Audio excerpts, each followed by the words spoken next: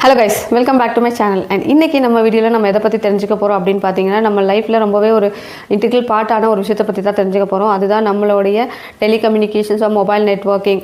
So இது வந்து நம்மளால் நம்மளோட ஃபோனில் வீடியோஸ் எல்லாம் பஃபர் ஆகாமல் பார்க்க முடியுது. அண்ட் நம்ம இந்தியாவில் இருந்துக்கிட்டு அமெரிக்காவிலையோ இல்லை வேறு ஏதோ ஒரு கண்ட்ரியில் இருக்கவங்க கூட நம்மளோட வாட்ஸ்அப் காலோ இல்லை ஈஸியாக கம்யூனிகேட் பண்ண முடியுது, எந்த ஒரு இதுவும் இல்லாமல். இது எல்லாமே எப்படி சாத்தியம்? வயர் கனெக்ஷன் இல்லாமல் இந்த டெலிகம்யூனிகேஷன் நெட்வொர்க் எப்படி ஒர்க் ஆகுது அப்படிங்கிறது தான் நம்ம இந்த வீடியோவில் பார்த்து தெரிஞ்சுக்க போகிறோம்.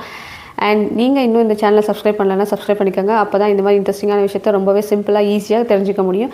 அண்ட் வாங்க இப்போது இந்த டெலிகம்யூனிகேஷன் பின்னாடி இருக்க சயின்ஸை ரொம்பவே சிம்பிளாக தெரிஞ்சுக்கலாம். ஸோ இந்த டெக்னாலஜி எப்படி ஒர்க் ஆகுது அப்படின்றதுக்கு ஒரு சிம்பிளான ஆன்சர் என்னென்னு பார்த்தீங்கன்னா ரேடியோ வேவ்ஸ். அண்ட் இதில் இந்த டெக்னாலஜியில் முக்கியமான ஹீரோ யார் அப்படின்னு பார்த்தீங்கன்னா அதுதான் நம்மளுடைய ஆண்டனா. ஸோ நம்ம எல்லாரோட ஃபோன்லேயுமே ஒரு சின்ன ஆண்டனா இருக்கும். அண்ட் அதே போல் மொபைல் டவர்ஸில் ஒரு பெரிய ஆண்டனா இருக்கும். ஸோ இந்த ஆண்டனாஸ் தான் இந்த சிக்னலை பிடிக்கவும் ட்ரான்ஸ்ஃபர் பண்ணவும் உதவுது.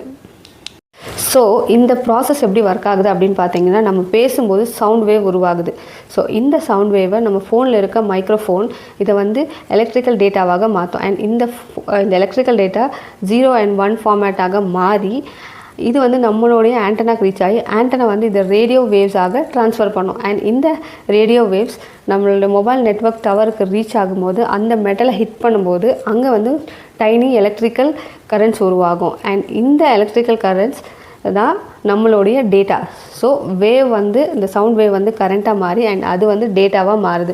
ஸோ ஃப்ரம் இந்த நெட்வொர்க் சென்டரில் இருந்து அது வந்து வேற ஒருத்தரோட ரிசீவர்ஸோட ஃபோனுக்கு ரீச் ஆகி அங்கே மறுபடியும் வாய்ஸாக கன்வெர்ட் ஆகுது. அண்ட் இது எல்லாமே மில்லி செகண்ட்ஸில் தான் நடக்குது.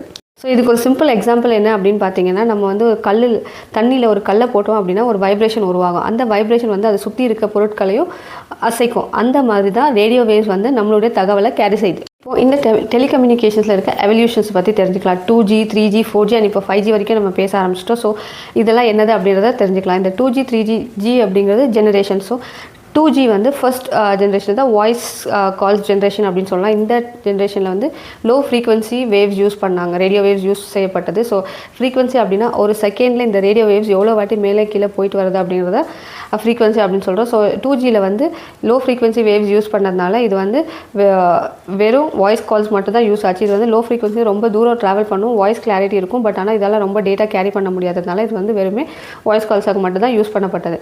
அண்ட் நெக்ஸ்ட் பார்த்தீங்கன்னா 3G ஜென்ரேஷன். இதுதான் இன்டர்நெட் ஸ்டார்ட் ஆன ஜென்ரேஷன் அப்படின்னு சொல்லலாம். இதில் வந்து கொஞ்சம் அதிகமான ஃப்ரீக்வன்சி கொண்ட வேவ்ஸை யூஸ் செஞ்சதுனால இதில் வந்து கொஞ்சம் எக்ஸ்ட்ரா டேட்டா கேரி பண்ண முடிஞ்சதுனால நம்மளால் வீடியோ கால்ஸ் பண்ண முடிஞ்சது.